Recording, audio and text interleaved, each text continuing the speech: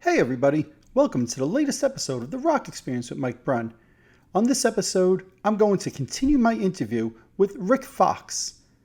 Last week I released part 1, which covered the 70s and Rik's experience photographing Kiss in 1972 and 1973, as well as his experiences in the New York club rock scene in the 70s. If you haven't checked that out yet, check the link below if you're watching this on YouTube. I put the link there. It was a great chat. In this second part, Rik finds his way out to Los Angeles in the early 80s and becomes an original member of W.A.S.P, a member of Steeler, and even has a connection with the Vinnie Vincent invasion. This episode is a lot of fun, lots of great stories in this. I think you guys are going to really love this. So let's jump in and let's get started.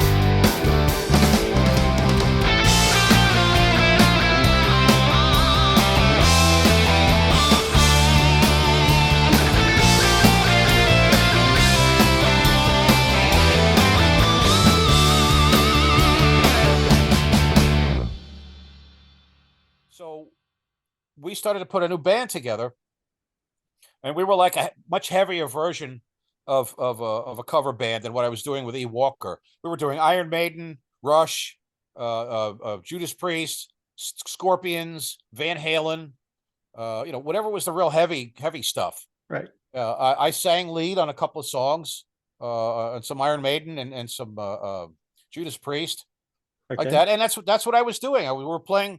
It's sometime during this time. When I was working in the Village at one of those shops there on 8th Street. These kids come walking in from California. They came to New York to see Twisted Sister play some festival. Okay. And they happened to walk into my store. Like, wow, rock and roll guy. Who are you? What do you do? And there's, I guess I was the first authentic rock looking guy that they saw. I said, I'm a bass player. I played with this band. And they said, who you? I said, we're going to see Twisted Sister. I said, oh, those guys are friends of mine. They said, wow, really? Yeah, really. I've known Mark Mendoza since he was in the Dictators, before he was in Twisted Sister. Yep. So Mark was like my big brother. He was, friends of mine. Okay. And I knew, JJ and Eddie and those guys. Never got along with D. D was always an asshole to me. Well, he's open that he was not the easiest guy to get along with at that time. But he even, like I said, I look like a rock and roll guy. Right. He doesn't want anyone in the audience to look rock and roll but him and his band. Interesting. And he would have this really bad habit where they put all the house lights on, they took all the gels out of the front lights. They're all white light. Okay. And it would light up the audience, and he'd point somebody out, and he'd single them out, and he would harass them in the crowd and get everybody to boo that person. Well, guess who his next target was? Oh, no, you. Look at this friggin' guy. Thinks he's so cool, hip rock and roll guy, right? Yeah, we're the stars in this show tonight. We're the stars on stage, not you. And he get the whole audience to boo at me. That's how much of an ass D was. Or if I'm hanging out by the side of the stage, he would try to get me thrown out. And then then Mark would come over and go, "What? Why is D hysterical? Right? Why is D yelling?" He goes, "I don't want that guy here. I don't want that guy here." Mark goes, "He's a friend of mine. He's my guest." And the manager's going, "What do I do? What do I do? Do I kick him out or I leave him here?" Mark goes, Mark says, "He's my friend. He's staying." And manager goes, "All right." D would get mad and he'd stomp off and have his little, hissy fit. Right. So he's always been that way to me. Anyway, so these kids were in New York to see Twisted Sister. And they said, you look like you would fit in this band that we know back in California. They're called Circus. I said, well, how can they name themselves after a hotel in Vegas? That's a famous Vegas hotel, Circus. And they have a symbol with a tiger jumping through a fiery ring or something like a ringmaster thing, Circus. And they said, well, if you have a contact number when we go back, we can give it to you. You have a picture? I said, yeah. I looked at my bag. I got a picture of me playing with E. Walker on stage, or Aggressor, and I gave him a phone number that they could reach me at. And so uh, I never saw them again. They went their way. I went mine. About 3 or so weeks later, I get a phone call from Blackie Lawless. And he's like, so yeah, I got your number. I got your picture here. And, I said, so the kids actually went back and gave you my, he goes, yeah, they did. They did. I'm looking at it here. He goes, you got a good look. You look like it fit with us. And he goes, and he's trying to convince me now to leave New Jersey and fly to Los Angeles just to audition. Now, had Now, you ever usually, been to California before at that point? uh, well, when my dad worked for the airlines, we stopped through California on the Right. way to Hawaii. But I was But I was you were a young. New York based guy up until that point. I didn't know anything about California. Right. Okay. Continue. So he's trying to convince me. I said, when you audition for a band, it's usually like across town or Right. drivable, or you could take transit. I said, that's a big leap of faith for me to fly to Los Angeles just to audition. Right. And he's giving me all of these examples of Zen, of how it's you take a chance like a bug, you go out on the edge of the leaf where it's sweeter, but you take a chance of getting blown off by the wind. Or you could stay back by the stem where it's safer and not go anywhere. I'm like, all right. So I said, I don't have any material to send you with me playing on it. I said, we're in cover bands. We don't have demo tapes. Right. I don't have anything original on a tape. I said, I could send you advertisements from the Aquarian newspaper or whatever, ads of me playing, but that's all I've got. He says, all right, you can send those. I said, what about you? He sent me a tape. And it had Sex Drive, and it had Mr. Cool, Don't Know Who I Am, Silver Rain, which was like a Beatles type song. But mostly it was real heavy stuff. And I put this tape on, like, and I'm sitting there going, this is like being back in the loft listening to Kiss. Mm. It was the same kind of energy. Yep. This band was like freaking heavy. Yep. And Blackie had that unusual, unique singing voice. Absolutely. So we managed to work something out, and they agreed to fly me out to California to audition. And my girlfriend's family bought me a new an anvil style case for my bass because my other case was broken, like that, And I cut up a couple of cushions from my couch to wrap the foam around. I brought a couple of bass heads with me, like that, and that was it. Not much by way of clothing. I don't know how long I was going to be there. Sure. So they picked me up at the airport, and I'm coming off the ramp there, and there's this. Everybody's like their heads are like this tall, and there's Blackie's head, there's Randy's head. They're standing like a head taller than everybody in the terminal. Because he had asked, he goes, "How tall are you?" I said, "About 6 foot." I wear boots with heels on them. He goes, "All right," because everybody in this band is tall. All right. What about the drummer? He's sitting down. Yeah, really. Like that. So I met Randy and Tony and Blackie, and the guy with them was Mike Solon. Mike Solon was Eddie Solon's brother. Eddie Solon was Ace Frehley's first, the guitar tech and sound man for Kiss. So, Mike was already married, living in California. Mike was the guy that would drive Blackie around everywhere because Blackie's car wasn't working. It was needed to be repaired. So Mike was our ride. So Randy and Tony took my bass, my gear. I'm like, I didn't even think these guys could just take my shit and go anywhere. Right. And that's it. Goodbye. But they took the stuff. Randy had a rehearsal studio in Anaheim, a Magnum Opus. So he took my stuff down there. And then Mike drove us back to Blackie's house in Hollywood. As the first time I've seen palm trees outside of Hawaii up close. And it was February 2nd, 1982. The air was warm. And I opened up the window and I could smell orange blossoms. That was my first exposure to LA, was the smell of the orange blossoms in the air. It's real sweet. And so it took me to Blackie's house, and we sat up and talked for a while. Mike took off. And then Blackie was trying to fill me in on what he was doing in the background and of what he was doing and what he had done. He came to LA with with Arthur Kane from the Dolls, and they formed Killer Kane. He'd played with London with Nikki and Lizzie Gray. like that. He had Sister, and then he had Circus, like that. And I forgot what he said about how they got around the trademark for Circus, like that. But he said we're looking to change something with this new band. We're going to change the name. We're going to change the look. We're going to have a complete new everything once we get this new lineup established. So just as I'm getting over the jet lag. He took me out to the Troubadour Club. That was my first time. I met Kevin DeBro when I walked in, and Kevin's telling me, "You're giving me the riot act. Watch your back here. Don't trust anybody. They'll stab you in the back." And Kevin would say it like it is. He didn't hold anything back. But he says, "Oh, welcome to L.A." like that. He goes, my drummer's from Queens, Frankie Bonelli. He went, "Oh, okay." So Brooklyn. Frankie grew up not far from where I was in Brooklyn. Okay. Okay. So and guys from Motley Crue are hanging out there. David Lee Roth was, the Troubadour had a front bar where everybody hung out, and then had a bar inside where the showroom was with the stage. And so, I met David Lee Roth, and I was like, "Wow, I saw you guys at the Palladium in 1978. I got your towel from the dressing room." Okay. Like that. And so I was like, "Wow, cool. I met David Lee Roth up close and personal." Right. So after a while, Blackie goes, "Let's go up to the Rainbow." I said, "What's that?" He goes, "You'll see." Right. It took me to the legendary, the Rainbow Bar and Grill, home of the moving rock stars. Yeah. and I was like, "Wow, we don't have anything like this in New York." And so Punky Meadows was there. He remembered me. He goes, "What are you doing in LA?" I met Michael Diamond from Legs Diamond, who toured with Angel. Like that. I said, "I came out to audition for Blackie's band," and he went, "Oh, good luck." Oh no.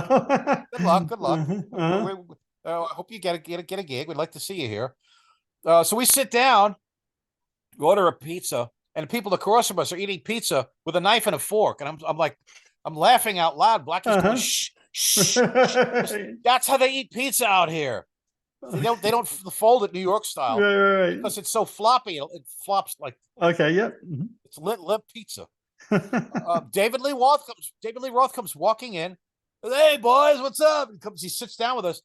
I said, "Now I'm sitting. The David Lee Roth is sitting at our table." Right. Wow. Right. This is like incredible. So there's rock stars everywhere in the Rainbow. All right, so that night goes by. Now we get down to business. So Mike picks us up, brings us to Randy's studio, and then I sit down and I watch them run through the set. It was like 5 songs. So, and Blackie's playing rhythm guitar at this point, right? Not obviously you're there for bass, so he's playing rhythm guitar, right? Okay. He had to get a black. It was like a German, like an iron cross, like a knight's cross. He played rhythm. Randy played lead and rhythm, and Tony on drums.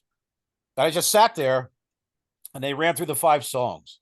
It was like "On Your Knees," "Hellion," "BAD," "Sleeping in the Fire," and "School Days."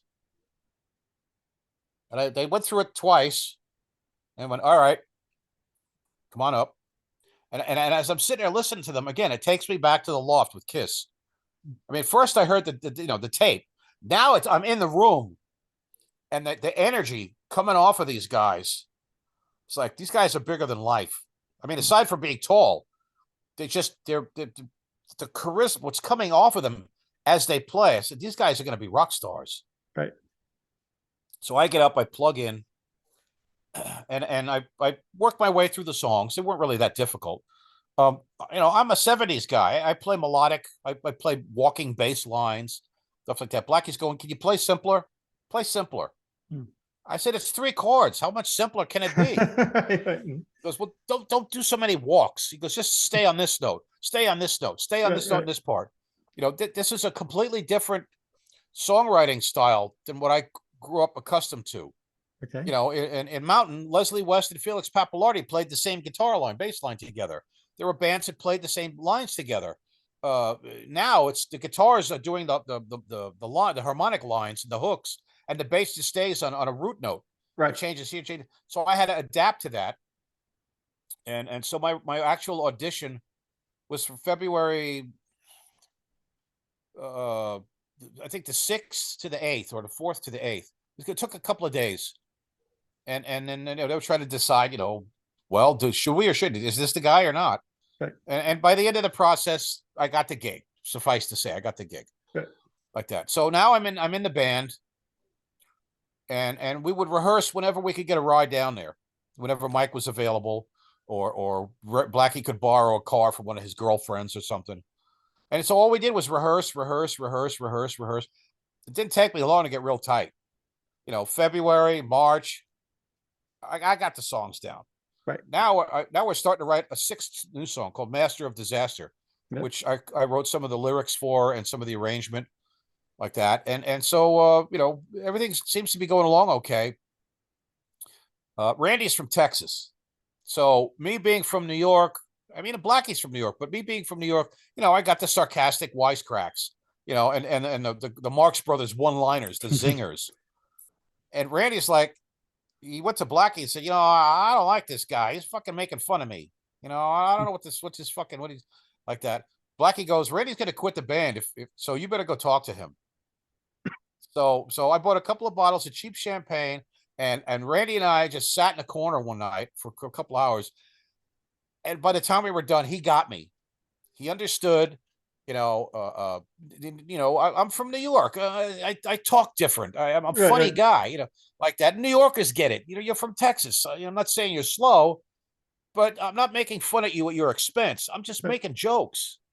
And we sussed it out. It was fine. We got along fine.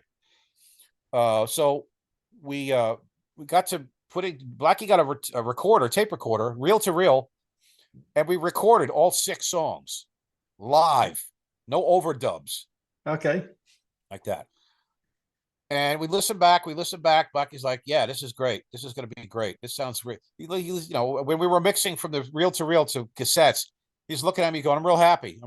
This is great.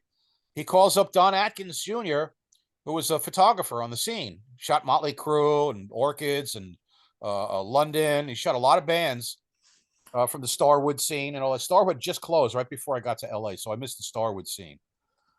So he books Don. We go to Don's parents' house in Torrance, and we did a photo session. And so now we got to see what we look like. And every picture, Blackie's making this, face. And I'm looking at the page. Tony's just kind of like, I said, these guys look like a bunch of convicts. And here's me looking like all Punky Meadows, all pretty boy. Mm-hmm. It's like hammer, saw, nails, milk. What's wrong with this picture? Well, it's funny that you say that, because for the longest time, those pictures were not available for people to see. And it's only, I guess, the last 5-7 years I saw it, those photos. And when I did, I was like, all right, so that first off, once and for all proves that Rik was in the band, right? Because there was, for the longest time, there was, and this, obviously, there's a lot of stories. Was Rik really there or not? Is he making up the story? So that proved it once and for all. But I will admit, you kind of did stick out a little bit from the other guys, image-wise. And I wondered if you agreed, or so obviously you're saying, yeah, you feel like your image was a little bit different than those guys. This was instance number 4. I was replacing their bayer, Joey Palermo, mm-hmm. Who Blackie told me he got shot in the back in a drug deal. It went south. He goes, but don't ever tell anyone that. I said, well, where is he? And I don't remember what Blackie said. I don't know if he died or if he's still alive. He's never surfaced. He's one of the missing puzzle pieces in the mm-hmm. history of W.A.S.P. or Sister. It was Sister. When I joined, they were called Sister. Right. It was no longer Circus because Blackie said we changed it. So he went back to using Sister. But he said we still need a whole new thing. We need a new name, a new image. We're going to start off new everything. So now at least we got pictures of what we look like. Yep. And there's a reason why those pictures were not available for a long time. Because by the end of May, 82, Blackie stops talking to me. I'm staying at his house. I'm like his house guest. He's got a little rental cottage there. So I had, that was where I'd sleep either on the floor or there was an unfinished room on the other side of the cottage, the other end of the eaves or the angle of the house. So he built a door. And he put a door on it, and we were both starving. I didn't have any. I was supposed to have a day job set up for me from the marketing research company in New York. They had a satellites company in Century City, and I was supposed to have a job waiting for me, and they said, we can't just open a job. You have to wait until something becomes old. So there was my financial funding got cut off. Hmm. So we're both starving. Blackie's building fog machines and stage monitors to whoever could afford them, and then split a little bit of the money with me so we could afford to eat. We were like really starving, and so the kids that gave my number to Blackie would come by rehearsal all the time and watch us, and they were all excited about the band, how great I was working out, and they would take a bus up from Long Beach to come up to Hollywood to hang out, and they would pick me up. Well, we'd walk, and the kid would go to the bank and pull some money out of his trust fund just so they could get me a hamburger or something to eat, because I was hungry like that. So I was really starving. So, and then so how do I put this? I'm Blackie's in the house one day, and he's watching the Yankees game on TV, sitting slumped down like this. And I had a phone call from a friend in New York. There's no cell phones. It was a really long extension. So I'm walking around in the courtyard on the phone, and I'm kicking over leaves. It was a big avocado tree. I'm kicking over the leaves, and I kicked over, and there was like a yellow jacket or a hornet, and I went to step on it, and I didn't crush it completely. It was still moving, and the stinger was moving. Yep. And I'm thinking, wow, it looks like the old Green Hornet logo. If you remember the TV show Green Hornet, Sure. Yep. opposite Batman. Yep. And it had a hornet with an optical pattern behind it. It had that's the prominent stinger like that. And I went, wow, it looks like the Green Hornet. I went back in the house. I said, hey, I got an idea for a band name. What? That. And I said, W.A.S.P. I said, I just stepped on one outside. Remember the Green Hornet logo? He was Blackie being from New York. He goes, yeah, I remember Green Hornet. I said, remember the logo with the hornet? He goes, yeah. I said, that's what it's doing on the ground out there. It's got the stinger moving in the back end. I didn't smash it completely flat. And he goes, W.A.S.P. Huh? It's a good idea. Keep thinking like that. He goes back to watching the game. Next night or two after we had rehearsal. At the end of rehearsal, we have a band meeting. He gets us all together. Me, Tony, Randy, Blackie, you're standing there. He goes, we got a new name for the band. And Randy goes, what's that? And Blackie goes, he goes, W.A.S.P. And Tony goes, W.A.S.P.? Who names a band after a bug? And I went, the Beatles? Yeah, right. Scorpions? Like that. And Randy goes, well, I wanted to call the band Hellion because that's what they call bad kids in Texas. And I said, I think there already is a band in Hollywood called Hellion. So Blackie goes, no, that's it. Name of the band is W.A.S.P. And that's what we are right now. We're now W.A.S.P. So now let me pause you there for a moment, right? So obviously you came up, and I know Randy Pipe has confirmed this story, right? Saying that, yes, you are the one that came up with the name. But correct me if I'm wrong, it's not W.A.S.P. at that point. It's just the word W.A.S.P. When did those periods come in between the letters? Were you still in the band at that time? Well, yeah, I was. Well, not with the dots. When we went home, I pull out my sketch pad and I started drawing up logos. Yep. And I tried to redraw that W.A.S.P., which I still have the picture of. And it says 1982 next to it with my name. And I was just trying to come up with different ideas for logos. I had drawn stuff for Sister, and now I'm trying to draw stuff for W.A.S.P. like that. Every once in a while he'd come over and go, Rocky goes, what are you drawing? And I show him these logos and things I'm working on. So I was artistic. I could do that stuff. And so by the end of May, he stops talking to me. And I'm like, okay, he's got something on his mind. He's upset about something and he's not telling me. I don't know what it is. So eventually I'm like, okay, well, what's the matter? Why aren't you talking to me? He goes, all right, we got to talk. That was the first time anyone has ever said that phrase, we need to talk. I'd never heard that before. And he says, you know what? It's not working out. He goes, Tony's not happy. Randy's not happy. It's just not working out. So you're going to have to leave the band. So what about the demo? He said, I thought you were happy with the demo and all that.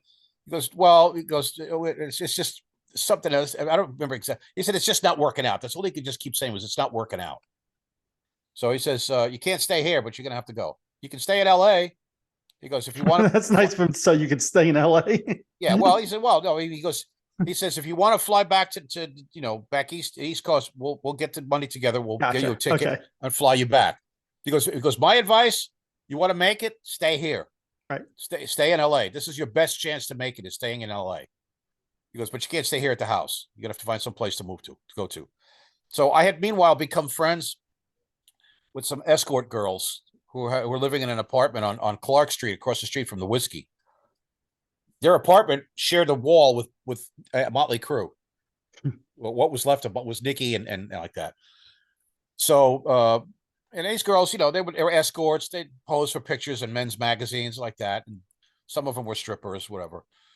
So the one girl that I got to know, she felt really bad about what happened. She goes, come and stay at our place. She goes, you can stay on the couch, stay as long as you want until you get yourself on your feet. So I became the houseboy. I was vacuuming, I was doing the dishes, and I was making, I was worth something. Nice. I was just doing a couch tour like that. And I would try to network with various bands. So I didn't know anybody.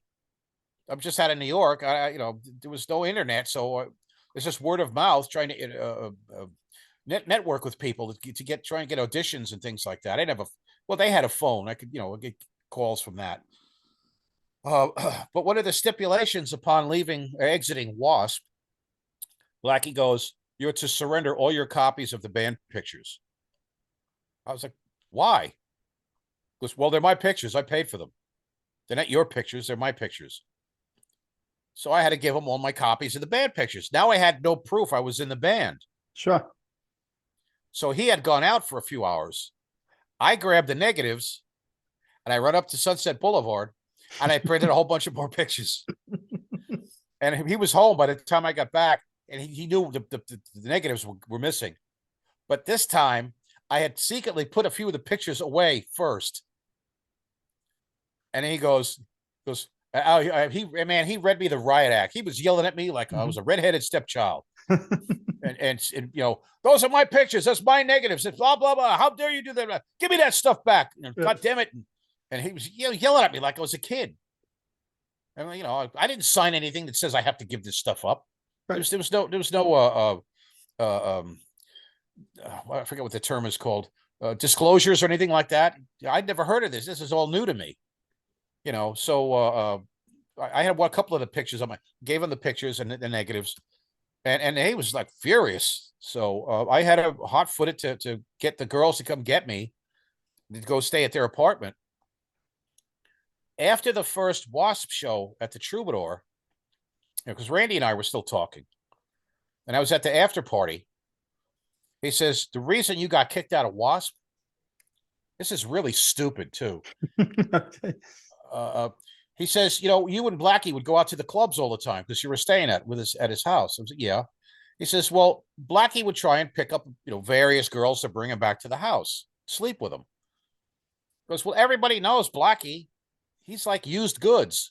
No. You're from New York. You're new. So you got like this mystique about you. They don't know who you are. He says, well, Blackie tried to pick up these girls and they said no.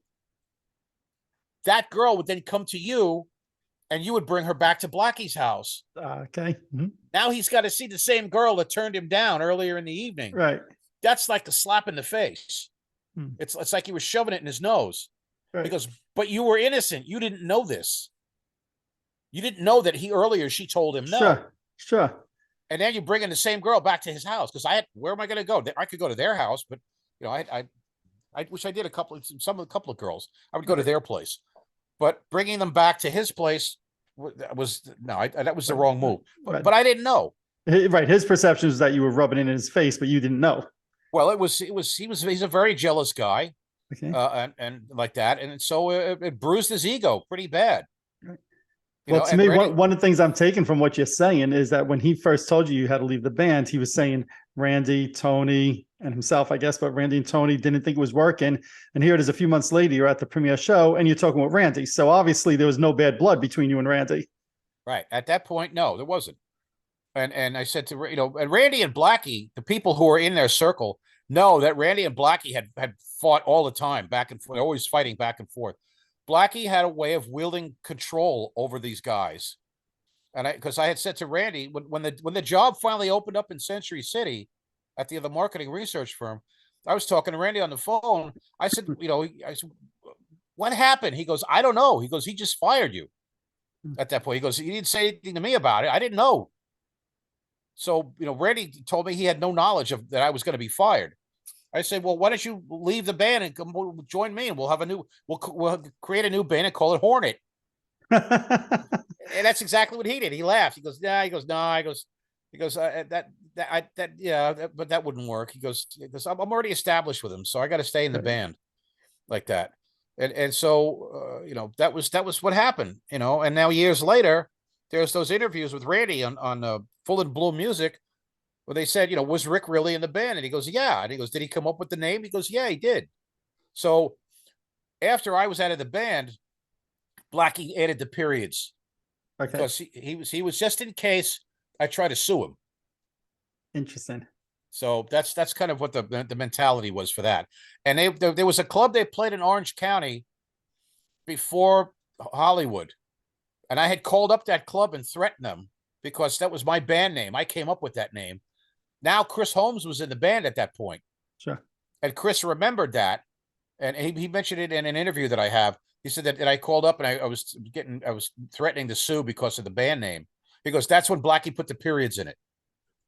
So I never knew that. That's very, very interesting. Now, why do you think for decades, Blackie pretty much, I'm going to say, called you a liar, that you were never in the band, and really just made it like that didn't exist? And I know for the longest time there was, in the W.A.S.P fandom, a separation, people who believed your side of the story, and then many people who believed his side, that you really were never a part of the band. You were not an original member. You didn't come up with the name. You didn't do the demo. Why do you think he looked to pretty much erase your existence? That's a good question. One of the things that I noticed when I was at Blackie's cottage, he had a little book stand, and I was looking at all the books he was reading. And one of them was a book about it was either Heinrich Himmler or Joseph Goebbels, which was like Hitler's henchman. And one of the topics in there was something called the Big Lie. Now, and I recently got 90-day suspension, or it was 30 days, 90-day suspension from Facebook because I posted an actual historical account of this. Vladimir Lenin used it in Russia, this thing called the Big Lie. Germany adopted it. It's where you tell a lie that's so big and so fantastic, it takes on a life of its own, and eventually the myth is it becomes true. It self-perpetuates. Yep. Blackie was the first one to introduce me to the concept of the black lie, which prophetically is exactly what he did. He's been lying to everybody about my being in the band. He said, look, the guy came out from, he auditioned, it didn't work. He was out of the band. Well, that makes it look like I was only with them for maybe a week? Mm-hmm. Then how do you explain me being at his house from February to May? Right. And the band photos. Don Atkins there's an account where Don says, Blackie called me up. He says, I'm really happy. We got a new bass player. We got a band finally. Come and take some pictures. So that Don gave that account. Right. It doesn't matter how many people say, yes, Rik was in the band. Rik recorded with the band. Rik's in the photos. He's in the band. There's still when I got interviewed by Darren Upton for his book W.A.S.P, A Sting in the Tail. Yep. Darren called me up from England. We were on the phone for like 3 hours. He says, you represent a very important puzzle piece that's missing in the history of W.A.S.P. In that we want to know what the origin of the band was and what happened after you were out of it. He says, there are fans from the first album up until Crimson Idol. And some of those fans believe you. From the Crimson Idol on, they're not W.A.S.P fans. They're Blackie Lawless fans. Sure. It doesn't matter who's in the band. They're Blackie Lawless fans. That's it. W.A.S.P, it seems, by the second album, Randy had said, by the second album, the writing was on the wall. It was not W.A.S.P anymore. It's the Blackie Lawless project. Well, it went from a band photo on the first album to Blackie on the second. And the third, and And the so on. third, And so right, forth. exactly. And Blackie has a pattern of, creatively, well, it was the management's decision, and it's management. He always has a way of excusing himself out of the real reason and putting the blame on somebody else. This is exactly what he did with me, because he cannot justify me being in the band, because then that would completely change the whole W.A.S.P story, according to him, the Bible, according to Blackie, or the W.A.S.P Bible. So it would completely undermine his version of the band's creation. So he says, yeah, well, he was with us, and it didn't work out. At first he said, no, Rik was never in the band. Too many people kept hitting him up with, well, yeah, but Rik said this, Rik said that. Now he's got to change his story, and he says, well, a guy comes out, we fly him out, we try him out. It kind of worked. It kind of didn't. And then, so he went on, he moved on. He wasn't in the band. Well, what about the band name? Where did that come from? Right. What does W.A.S.P stand for? We ain't sure, pal. Actually, W.A.S.P stands for we're all side players, because that's what it turned into. Like that. So he is very creative at squirming out of answering a question directly. Right. I've watched him in the interviews. I've watched people ask him these direct questions, and he just absolves himself and works his way out without he won't answer it directly.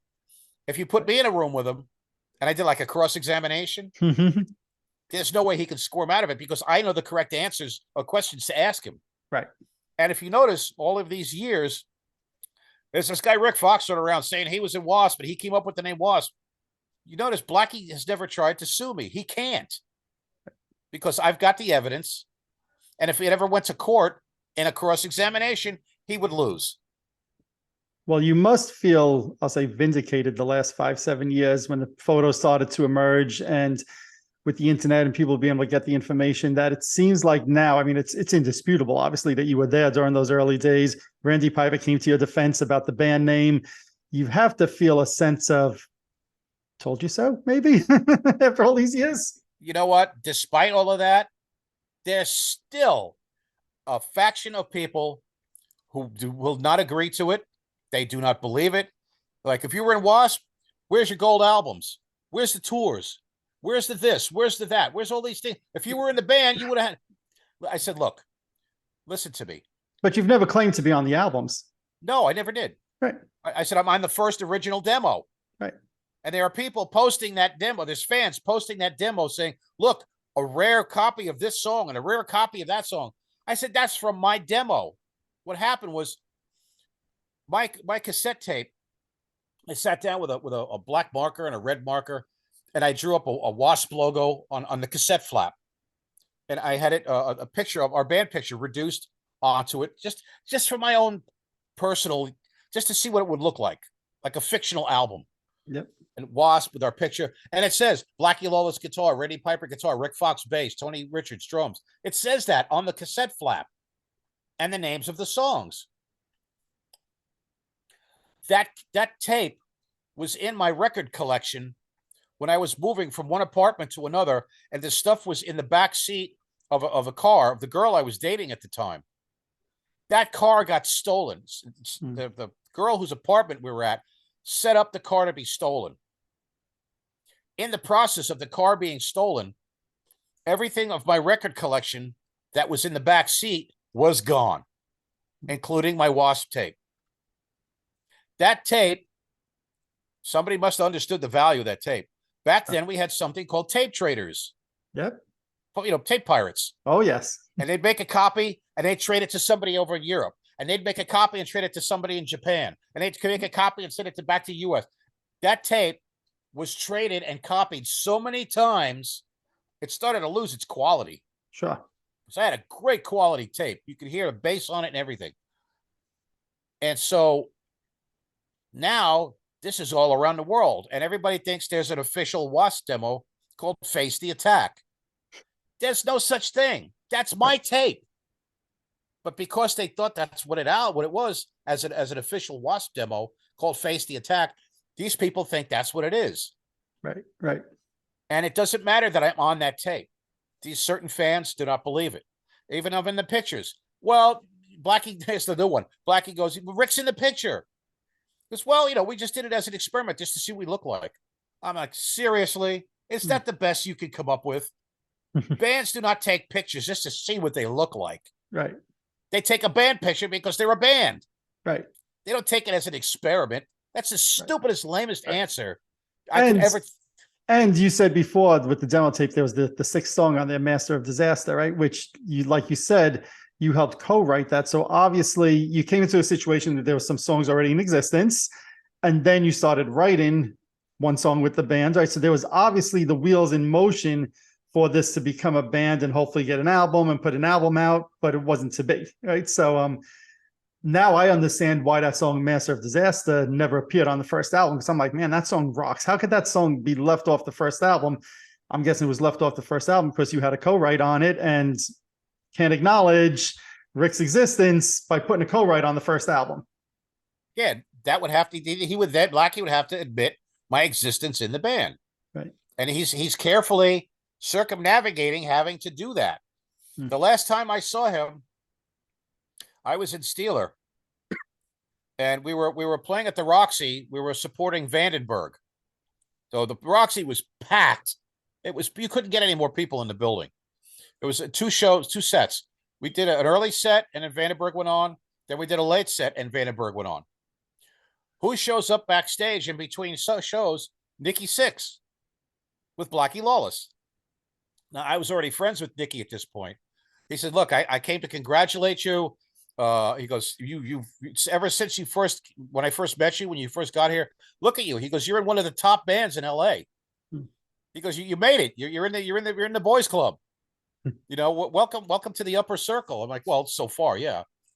And then, Blackie then steps out of character and says, hey, if there's he's hedging his bets now. If there's anything I can do to help you, or you need anything in the business or whatever, pick up the phone and call me. I looked at him, I said, seriously, you want to help me? He goes, now I'm in an up and coming, he's got to think about, well, maybe should I admit he was in the band or not? Now if I was in a fucking massively huge, big, successful band, power attracts power. Watch how fast he'd change his tune and say, oh yeah, Rick was in the band. Yep. But I didn't get to that level. Right. So I said, why don't you admit that I was in the band? And I came up with the band name. And he looks at me and goes, well, the game's not played that way. I said, what game? What are you talking about? He goes, well, it's just, it's not going to happen. That was the last time I talked to him. It was April of 83. And ever since then, he's shunned me. And now, what about Randy and Tony? Have you seen or spoke to them at all over the years? Yeah, what Randy had a band called Animal. Yep. And I went to see them at the Roxy, hung out with them. We took pictures backstage. He was still with Cindy, his girlfriend from when I was in the band. Cindy was in the Orchids. And I got some goofing around, taking pictures and like that. And Randy and I were still friends then. And then after that, Randy had a band called King's Horses. And he called me up to do what? Replace the bass player. So I played with the band, rehearsed with the band. We did one show at the Dancing Waters Club in San Pedro, or down South LA. And the singer got drunk and was channeling Jim Morrison and was rolling around on the stage like in the Doors days. I don't know what happened. I turn around, I look at the drummer, I go, what do we do? He goes, just keep playing. And I had pictures of Randy and I playing together on stage. And then after that gig, for the next gig, I said, what's the directions to the club? He goes, oh, we got another guy. So I got replaced without so much as a buy or leave or how do you do? Like that. And that was pretty much the last time I saw Randy. Tony, I haven't talked to. I don't know what happened between when I left the band and up until all these years. I don't know if he got brainwashed or what, because when I was in the band, we got along great. Tony and I were constantly cracking jokes. We were cracking jokes at Blackie's expense behind his back, like two school kids, like that. And we got along great. I arranged some of that arrangement in Master of Disaster with Tony as we come out of the halftime and then the solo part. and I don't know. I've heard an interview where Tony just completely just berated me and said all kinds of, Rick sucks and he can't fucking play and, blah, blah, blah, blah. Well, if I can't play, how do you explain the demo? Right. Again, you see, these people aren't that cognizant about what they're saying. So there was that. And so, that's kind of left us with that's the W.A.S.P thing. Yeah. There are some, Well, let me ask you one more thing then. When the album came out and you had that band photo on the cover, was there any feeling like, hey, that should be me? That should be me on that album cover. I should be on that album, or were you no, I don't, past it? And yeah, I don't know. I don't harbor that kind of animosity. that's great. I probably should, but I haven't. No, it's good that you don't. I'm not mad at him. I could be mad with him, but I'm not. I mean, the guy's track record speaks for itself. There was an instance I read about. They were doing a show somewhere in Europe, and he got mad at the sound mixer guy, the monitor mix guy. He wasn't getting a good monitor mix, and he turned around at the guy and he goes, "If you don't get this thing right, I'm going to shoot you and blow your brains out." And he said this in front of people because I read about it. If you do that now, that's considered a terrorist threat. You go to jail for that. So, he had a reputation that nobody wanted to cross him. People are afraid of Blackie. I'm not afraid of him. I don't care what he says. He's not gonna, scare me, but he scares people that are around him. Now, getting back to Master of Disaster, Blackie's never a guy to lose an idea. It's been brought to my attention that after the song Wild Child came out, one of the W.A.S.P fans in Poland said, "This sounds like Master of Disaster." And you go back and if you listen to the verses in Wild Child, it's almost this exact the same pattern as Master of Disaster. Yep. So Blackie may have saved Master of Disaster, cut it up, Frankenstein it, and rewrote a new song around it called, Wild Child. Okay. And in the Blind in Texas video, when they come into the saloon, he goes, "We're here to play a gig." And the bartender goes, "What's a gig?" That bartender, that's Mike Solon. Oh, wow. Okay. That's Mike. I didn't know that. So okay. Yeah, he's still friends with Blackie, and nobody seems to be able to get him in an interview. He doesn't want to get in the middle of it. He doesn't want to have Blackie mad at him for saying, yes, Rick was there. Be that as it may, but that's pretty much where it left off. And I still talk to Darren all the time on his W.A.S.P page.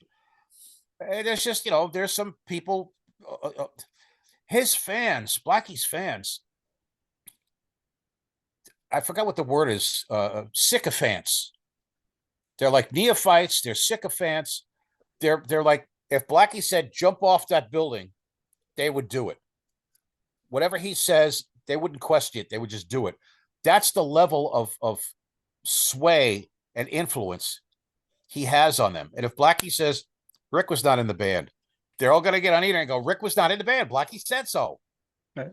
And then here's all Rick's pictures, and here's the demo, and here's this, and here's that. And they go, "Yeah, but he wasn't in the band." All right, whatever.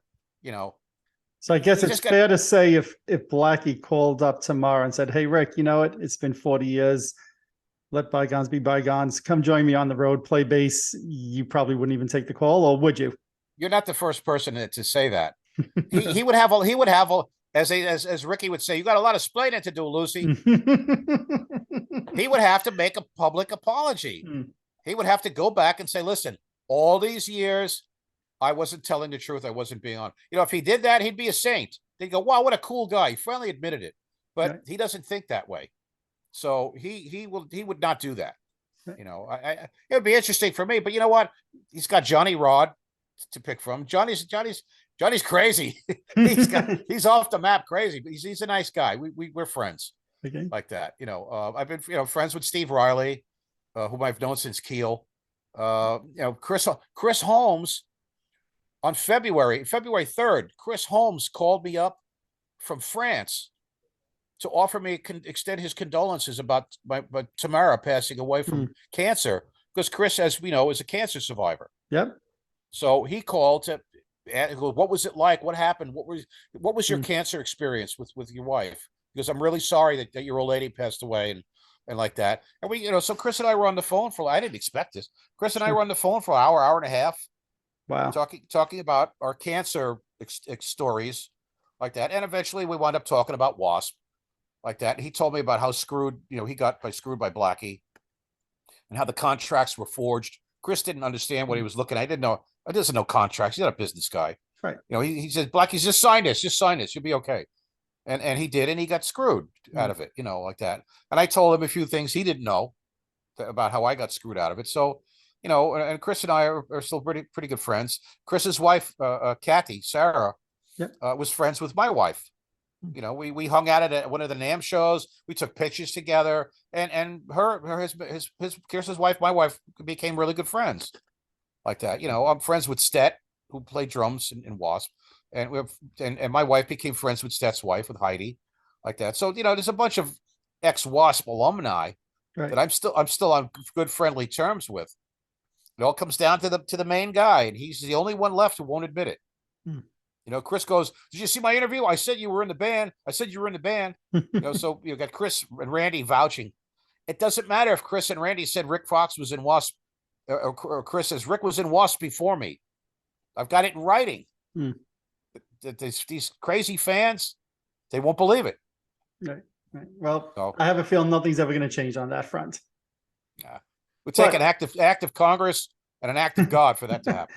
But on the positive side, right, your next band, Steeler, right, you put out an album there, and you're now also reuniting with Ron in a couple of months, right, at Keel Fest, which is at Rockin' Pod. So, out of, I'll say, a bad situation, and I'm using those words, you didn't, right? But out of a bad situation of having to leave W.A.S.P.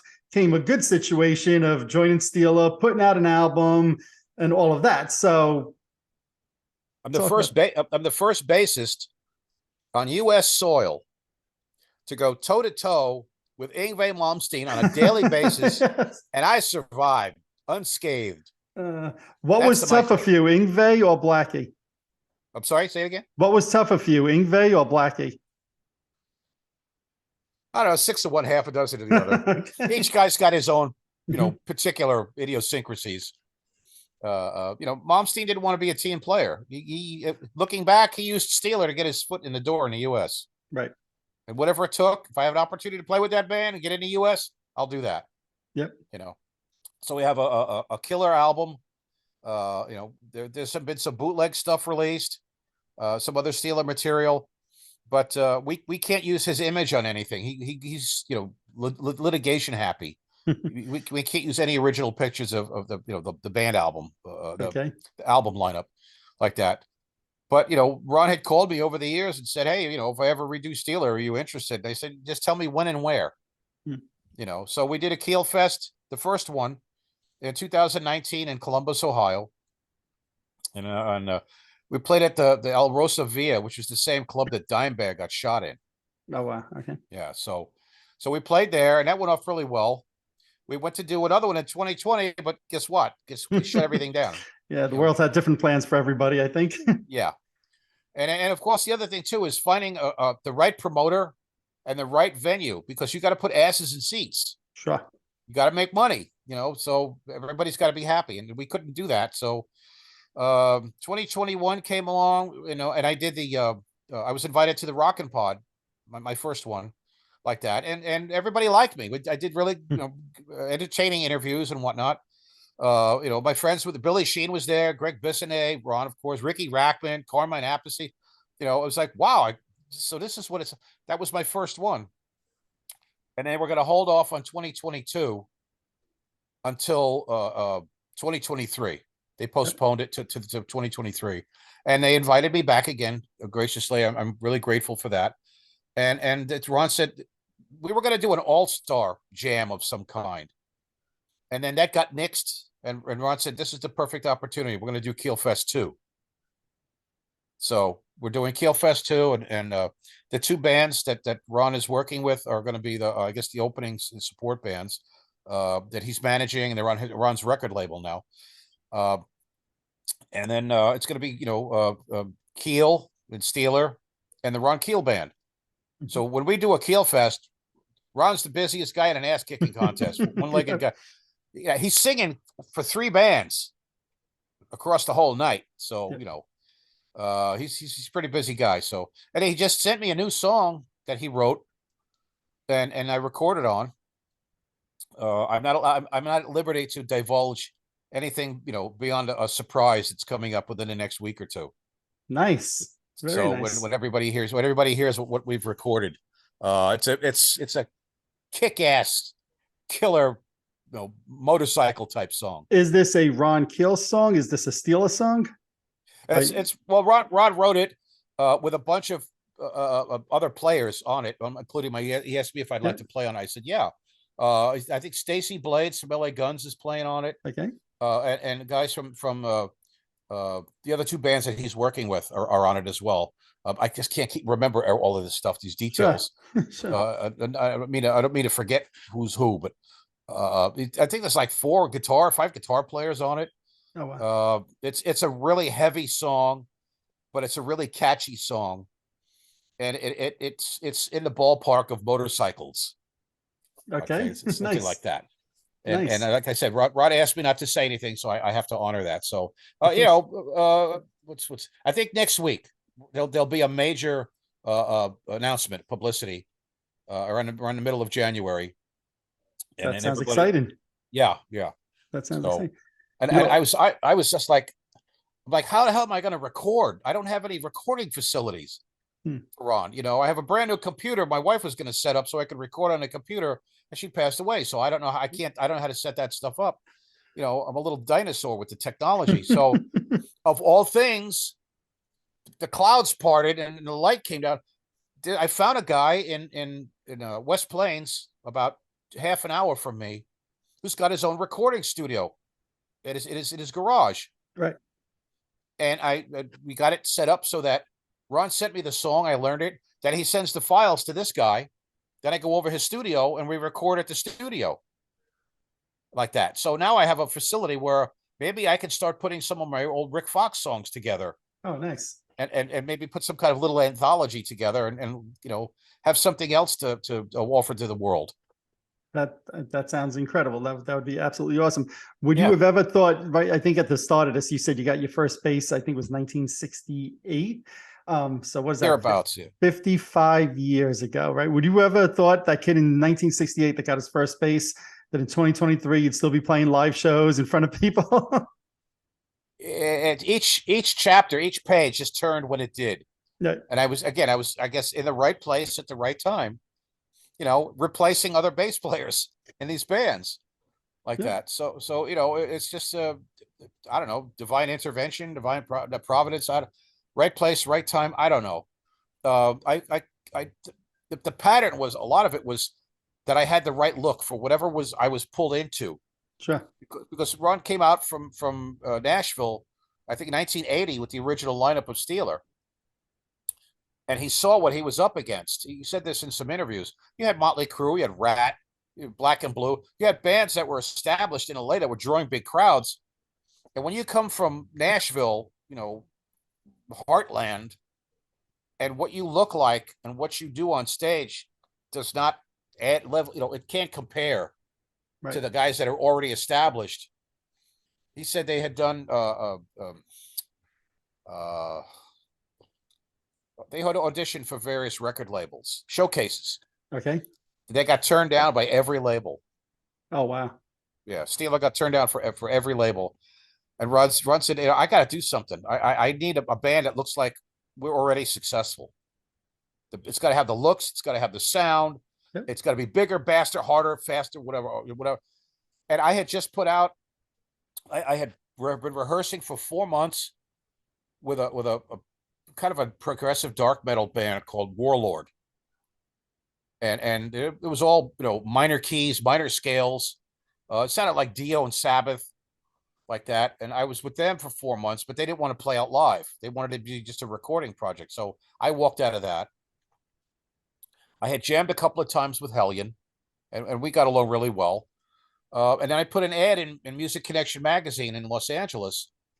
Ron saw the ad, and that was the only thing I could say was I've known Kiss. I've known Thor. I worked with Thor, or, friends with Kiss, like that. And so he called me up and we talked, and I went over to what was then the Steeler Mansion, which was a series of gutted stores that were full of roaches. That's why we call it the mansion. And I met with Ron, and I walked in. I mean, I wasn't super done up like you would on stage, but I mean, I had the look. Again, there's the look. Ron goes, "You have the look. You have kind of what I'm looking for." People, I've heard your name. People said this guy looks like a rock star. So Ron called me up on that account. He gave me a tape of Steeler songs. He said, "No promises, man. Learn these songs, and we'll take it from there. We'll see what happens." I said, "All right." So I took the songs back to the apartment I was living at. I learned the songs a couple of days. Got a ride back over there, and just Ron and I sat one-on-one across from each other. And he played the guitar parts, I played the bass parts, and it obviously worked because he liked what he heard, and he gave me the gig. Well, Yep. it wasn't official until December of '82. Okay. We're at the Rainbow, and it was my birthday, and we're sitting in the Rainbow at the table, and Ron's next to me, and the girl I was dating, and blah blah blah, like that. And then he looks at me and goes, "Hey man, welcome to the Steeler. You're officially in." So that was my birthday present for December 1982. 7 months after exiting W.A.S.P, I was now in one of the cornerstone metal bands of LA. It's a great story, and it's a great birthday gift also. So now let me ask you this: when Steel ended up breaking up and not happening, was there ever any talk of you joining Ron and Keel? I don't have an answer for that. Okay. After our last show in May of '83, we were supposed to have a band meeting. Yep. And that next day, Ron wasn't there. Malmsteen wasn't there. It's just me and the drummer, Mark Edwards. And he says, "Well, it falls upon me to be the bearer of bad news." And I said, "What happened?" He goes, we're breaking up the band and kind of like starting over. I said, "What did I do?" I said, "You still in the band?" He goes, "Yeah." I said, "Well, Ron's in the band." I said, he goes, "Yngwie's out. Yngwie is already getting ready to move his gear with Alcatraz. He's already got a gig with them." I said, "Well, what about me?" He goes, "Ron just wants to start a fresh slate, new guys, except for Mark." So that was how I was told I was out of the band. It wasn't like I was fired, because to be fired, you have to have a paycheck. Right. Okay. At a technicality. So Sure. I didn't make any money in Steeler, so you can't say I got fired. Right. And again, history is full of bands that lose key members before they were big and famous. Sure. So and everybody knows that, except with W.A.S.P, they won't admit it. Right. See? But at least with Steeler, I was established. I mean, everybody saw me playing in the band for 5-6 months. You're on the album cover. You're on the credits of the album. I mean, right. I like that. So now Ron didn't want me for Keel. I think what he said was at the end of Steeler, he got a shot to audition for Black Sabbath. Yep. And he did some stuff with them, something related to the word emerald. And he did some recording and stuff, and then it didn't work out or whatever. They passed, or they changed their mind. And then he goes, "Then I had to scramble. I got to put another band together." So that's when I put Keel together. Right. After that. And that's how Keel. And then so he got Kenny Chase on bass, and Brian J. and Mark Ferrari and Dwayne Miller, like that. And he formed Keel. Now, the thing was with Keel, they played New Year's Eve in 1984, maybe. And I was invited. I got him to guest list, and so I hung out. I hung out with Ron afterwards, like that. He showed me the bootleg live album from the show we did at Perkins Palace. That was actually they made a bootleg album in Japan. They were selling it. I don't know how we couldn't find out who or how, but he just got back from Japan and showed it to me. And then when I had formed my band Sin that in 1983, I already had Sin after Steeler, but I had reformed another lineup of Sin with the guys from the band Alien out of New York, and we got a shot as direct support for Keel at the Orange Pavilion in San Bernardino, and a local band opening was No Sugar. We were the main support, and then Keel, and that was my first time on stage after Steeler, where Rob would actually have access to see me playing right there in front of them, and to see where I've progressed, and what I've done on my own. Yep. And by this point, our band Sin was huge. We were big. We were one of the next unsigned bands. Yep. You know, we had quite a following, very strong, both Orange County, Los Angeles, and all that. And we did a really good show, and we came back on. People wanted us on for the encore, and right in the middle of the encore, somebody pulled a plug on the power and killed our encore. Mm. So I can't cast aspersions or point fingers. I don't know who was responsible, but history always talks about how the headliners will do that to an up and coming, Sure. to a band that's opening for them. Yep. I'm Yep. sure Kiss might have had it done. If you're that good, you would think that the headliner would like it because you're keeping the crowd there. Right. So I can't really point a finger and say that it had to do with the headliner, but it's just really curiously odd. We got the crowd whipped up, and we're in the middle of our encore, and all of a sudden the whole stage power goes out. Mm. And then on top of which the promoter tried to dip his hands into our merchandising receipts. Which there was no contract signed, and he would get a percentage of that. Okay. He just tried to help himself to it. My girlfriend at the time was helping manage this. Came over and said, the promoter's trying to help himself to the money from the merchandising. Right. Oh man, that stinks. Like that. That stinks. I had one or two other things that just ask you, especially about Sin, that I'm glad you brought them back up. So I find this part fascinating. It kind of brings the whole story full circle, right? So we started off talking about your connection with Kiss, early days, blah, blah, blah. And now you're in Sin, and you wrote a song, On the Run. And there's stories about, and I know you're working with Dana Strum with Sin. There's stories about that song being, I'll say, swiped by the Vinnie Vincent invasion. So talk about that. You betcha. Okay, so Sin was making its headway into the Los Angeles scene. We were headlining almost every show we played, and doing well at with the box office receipts. So we were becoming a band to contend with, and I was friends with a woman named Lucy Forbes. Lucy was one of the big promoters who used to book bands for the country club in Reseda. So she somehow wound up becoming friends with this manager guy named Todd Cooper. Well, Todd worked for Management 3, and Management 3 was owned by Jerry Weintraub, Karate Kid and movie. Jerry did a lot of movies, but Management 3 also managed the Eagles, Neil Diamond, and I can't even remember the stable of all the biggest stars in the business at that point were under Weintraub with Management 3. We were the only unsigned band that wasn't with them. So Todd came on board. Now we had super high power management, even though internally I was still handling a lot of the details. Todd was like the management figurehead like that. And so I don't remember how he got hooked up with Dana Strum. I met Dana years earlier. Dana was playing bass in a new wave band. I think they were called Modern Design. Okay, and yeah. I wasn't very impressed. I have to say this because anybody who's seen him on stage will know this. Dana has no bodily coordination. He bounces around like a puppet with the strings missing. Okay, like that. Some guys know how to communicate the music through their body movements. Dana's not one of those. So in any case, I remembered meeting him years earlier, but Todd brought Dana on board, and Dana was now involved with the Vinnie Vincent invasion. Oh, actually, no, he was playing bass in a band with a solo artist named Danny Spanos. Okay, had one hit. Danny was a one-hit wonder. Okay, and Danny lived in a little house out in the desert with no phone and no electricity or whatever, and it was impossible to keep in touch with this guy, for tours and things like that.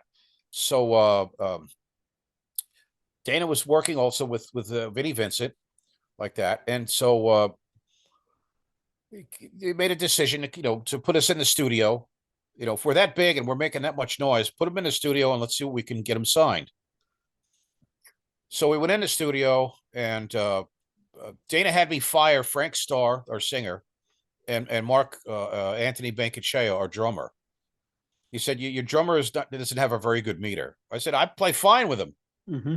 I don't have any problems with him. He goes, well, Danny was listening to him and he says his meter's terrible. So it fell upon me to be the bad guy. Now I had to turn around and fire somebody in my own band. Hmm. So I had to let Frank go because we were the stuff we were playing was really pushing his range. It was just too much for him. I mean, he did great live. Frank was a great front man. Frank was like the LA version of Dee Snider without the attitude. Frank was a great front man. Everybody loved him. He endeared himself to everybody in all the clubs. He was like my bouncer, my protector. Okay. And like that. But I had to let Frank and Mark go. Now Dana brought in a drummer, some kid from Vegas. I don't know who he was. The kid came in into the studio. I wasn't there when they did this. We didn't record it in a traditional way with drums and bass first, and then guitars and then vocals. We did the guitars first to a click track. Then we brought the bass in, I think. And I did the bass. But then we brought the drummer in. And the drummer had to play what we already recorded. Play to that.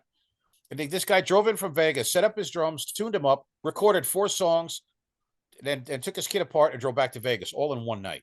Wow. Yeah, he was a young kid. He was about 19 years old. We met him a couple of times. That was it. He did not look like rock star material whatsoever. He was a nice kid. He just didn't look like a rocker. Right. And then Mark Slaughter sang the tracking vocals. So until we could get a singer. So Mark knew all the material. And like I said, he sang on it. So and this is like 1985. This is before he's in Vinnie Vincent Invasion. 1985, yeah. Right. So he's not in Vinnie Vincent Invasion, but he's doing the vocal tracks for you as a guide on your demos while working with Dana Strum as well. So just kind of make sure I'm painting the picture here properly, right? Yeah. Everybody knew everybody. There was no Mark. What was the story? Mark Slaughter sent the demo tape with no contact number in it. Right. Vinnie, BS. That's all bullshit. Mm-hmm. Dana was working with Mark already. Right. That stuff sells magazines. Of course. So I forget, we got this singer from San Diego, a guy named Rick Reed. And he came in, he sounded like a cross between Dio and Halford. He really cut it on the songs. I like that. And now it sounded like this is going to be like the next supergroup. The songs were that friggin' powerful. And I had fought a little bit with Dana going back and forth, like my song On the Run was supposed to have a motorcycle revving its gears in the beginning. Okay. Like Montrose's Bad Motor Scooter. Okay, yeah. Dana's like, oh, Foxmeyer, come on, there's too many bands that do that already. Motley Crue hadn't done this yet. I butted heads with Dana on some of the arrangements, but he still did a pretty good job. And then I walked in the studio one night, and there's Vinnie Vincent sitting at the control board. Dana's playing him our mix downs, or the playbacks. And so he goes, so we're listening to some of the stuff here. And he goes, I really like your song On the Run. He goes, man, I would love to re-record that song sometime and have you involved. Well, we never established what have you involved was. So that was the last I heard of it. And then comes out the demo or the pre-release for the second album. And the girlfriend at the time was also doing publicity for Vinny's band, for us and for Vinny. So she comes home one night with the advanced tape. She goes, "You're not going to like this." I said, "What?" She goes, "Put on the first song." And they do the whole, the Pledge of Allegiance thing, and it cuts right into the beginning of Let Freedom Rock. Yep. And there's my hook. I mean, the hook for the song. I looked at her and I went, "What the fuck just happened?" Like that. And so I called up Chrysalis Records and I told him what happened. I said, Vinny just stole my song. I said, he comes down, Dana's playing him our mix downs in the studio. Next thing you know, They ripped off my song. I should sue you guys. And Chrysalis called Dana. I was Dana called me within 10 minutes. And he's like threatening me. He goes, you can't sue somebody over a hook. I said, then explain to me what happened with George Harrison with My Sweet Lord. That's me. That's He's So Fine. Yep. I said, George Harrison lost. I said, this happens all the time. And that's sued. George Harrison. Yeah. People get sued for this kind of stuff. He goes, I'll tell you what, you take us to court and we'll bleed you dry and then we'll countersue you for being an asshole.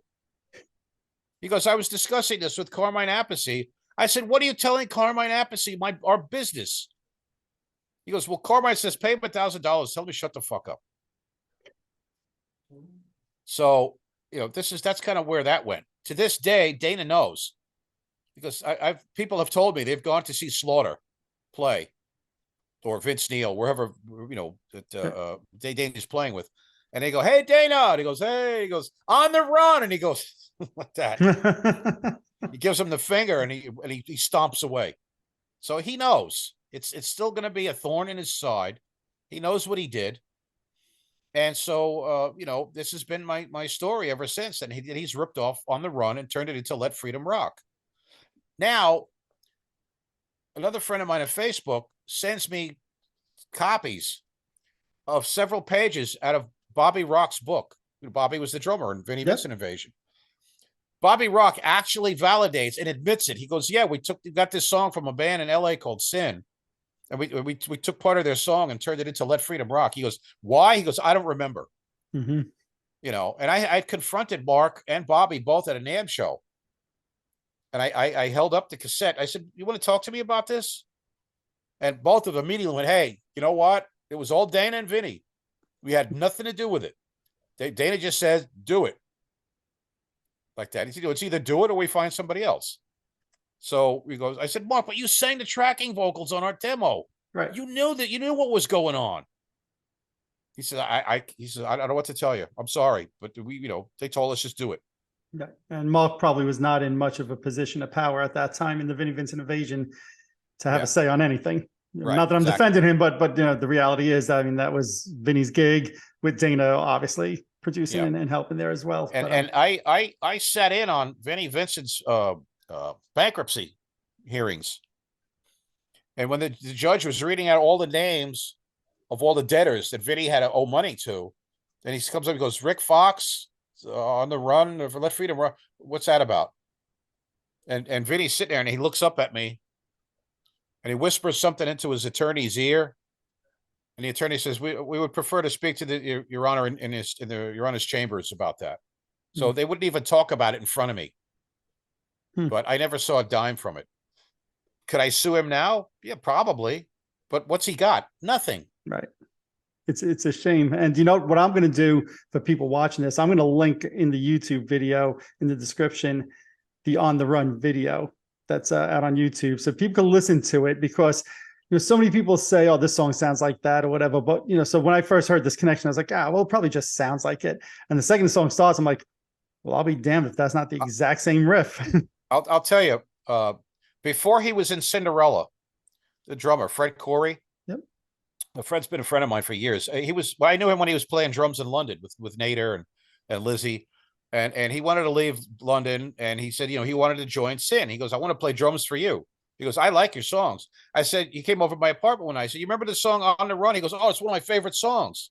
I said, Fred, listen to this. And I popped in the Vinnie Vincent song. He's listening. He goes, wow. He goes, what'd you do? Re-record it? And then the lyrics come in. He goes, who's this? I took it out and held it up and said, Vinnie Vincent Invasion. He goes, dude, you got taken to the cleaners. Wow. They ripped you off. I said, yeah, well, Dana is the common denominator. Right. So, I don't know if it would pay for it. Now I'm in Missouri. I don't think they have music attorneys in Missouri. Probably the best, the best thing would be just to have the whole world know, because my battery is starting to get down. So absolutely. Well, we'll wrap up in a moment or two because you've been enormously generous with your time. We're going on 3 hours here right now. Hey, so you know what? As long as somebody's interested, I'll tell the story. No, and to me, I started this off by saying you have great stories of '70s New York scene, '80s LA scene. I mean, you've really seen so much, and to me, just listening to these stories have been absolutely incredible. So, let me say this. Let me ask you this: what do you think's on the horizon for you in 2023? Right, we've spoke so much about the last few decades. Well, what's on the horizon for this year for you? That's a really good question. After the Keel Fest, I don't know. Okay, It's going to peak. Now, next question is it going to just, because there's nothing here in Missouri. sure. There's no rock scene. There's a couple of rock bands. I'm friends with one of them, but they're an '80s tribute band, Machine Gun Okay. Symphony. I'm friends with the singer, and he did a short stint in LA for a while. Later LA. Uh, my cats are fighting. So, but as far as the original stuff, there's no market for original rock music in Missouri. Sadly, yeah. So, I have a couple other. Well, there's a project. There's a solo artist in Norway, a guy named Stian Pian Thornson, and he's got a huge laundry list stable of 8 talent rockers that are going to be playing on his project. So he sent me some rough tracks of one song he wrote, and it's Vinnie Appice's playing drums on it. Okay. So this would be like the third time that I would be on a recording with Vinnie Appice. The first two was with the Jim Crean project. Okay. Yeah. I'm on the Jim Crean album London Fog, and I did the single off the album Broken, and then we did an Angel song, Don't Take Your Love, with Frank Domino singing on it. But Vinnie Appice played drums on both songs. So I got to work on this one song. And of course, when I'm ready, I'll have him send the files to the guy down here at the studio, and I'll record that. But that's just, it's another project I'm on. I'm not going to do anything live with it, I don't think. But I mean, Bruce Kulick's on it, all these big stars. So, it's a great notch in my a notch on my gun stock, or a feather in my cap. To say I'm on this project with this. It's always great to have a lot of stuff on your resume. Sure, of course. But your resume is large, and like I sort of saying, you might not have ever achieved that stardom of Axl Rose or John Bon Jovi. But again, think back to 1968, that kid getting that first base, and then all the people you've played with, be it just jumping up on stage, performing, recording albums with, recording demos with, those very early Kiss shows. I think most people who are into rock would die to have the experiences that you've had. Yeah. Well, I was friends with the guys in Autograph, the original Autograph. Yep. And Randy Rand, the bass player, passed away like a month before my wife did. So I was hoping, I sent them a note. I said, listen, when the dust settles on this, I'd like to throw my hat in the ring, and hopefully you can put me on the top of the short list, to hopefully, if I can replace Randy. I said, Randy was a friend of mine. Sure. A lot of people know that. I was friends with Randy and Steve Plunkett, and Kenny Richards. I'm now friends with Steve Lynch, but right now they're involved in a huge lawsuit over the name. So it's not really a good time to be involved with that Sure. situation. Sure. If the day should come, knock on wood, if Steve revives it and they bring Plunkett in or whatever, I'd jump at that in a minute. I'd love to play with the original guys in Autograph. If it's from somebody's lips to God's ears, if that works, that'd be great. At least I'd have something of a touring situation. So you'd be open. You'd still be open all these years later to do touring and going out on the road like that. Everybody says, "Bill, you'd be perfect for Autograph. You'd be perfect for them." Yeah. The 80s bands, the 80s bands are still holding on to what we've got left, doing the rock cruises and stuff like that. So yeah, that would be great. But I don't know. I'd like to be confident in knowing that there's something out there for me. What it is yet, I don't know. Let's do Keel Fest and see what happens. You're only as good as your last hit record or the last thing you've done. So, if I can get some mileage out of the Keel Fest, and like that. So people will say, "Oh, Rik's back on somebody's radar. Let's check him," because that's how you get these gigs. You got to be on people's radar. Yep. If you're out and busy, then somebody's interested. It's like being involved in a relationship. If you don't have a wife or a girlfriend, nobody wants to be nobody wants. But if you're already taken, then you're more appealing. You're interesting because wow, somebody else is interested in them. Maybe you'll be interested in them too. That's just kind of how it works. Sure. So if you're on people's radar, and they go, oh, okay, let's check that out. Right. That increases your chances. Absolutely. Like I said, I'm in Missouri. Yeah. Hopefully, if the world doesn't go to World War III, we'll be okay. Well, let's hope that doesn't happen, because then it won't matter what bands we're listening to or watching, playing live or whatever. But fingers crossed that doesn't happen. Yeah. Well, we had to get out of crazy California. It's like a third world country there. Mm-hmm. It's insane. It's too expensive. The homeless are all over the streets. Yep. Everything costs too much. California's insane. So Missouri, at least it's a you know what 2A is? No. 2A, the Second Amendment. Oh, okay. Sorry, but you said 2A. I'm thinking like a road. 2A. It's an abbreviation for yes, of course. It's an abbreviation for Second Amendment. So Missouri is a 2A friendly state. It's a red state. We don't have the nuttiness like California has. It's what they call God-fearing, gun-toting country. Yep. So as far as there's no dating scene.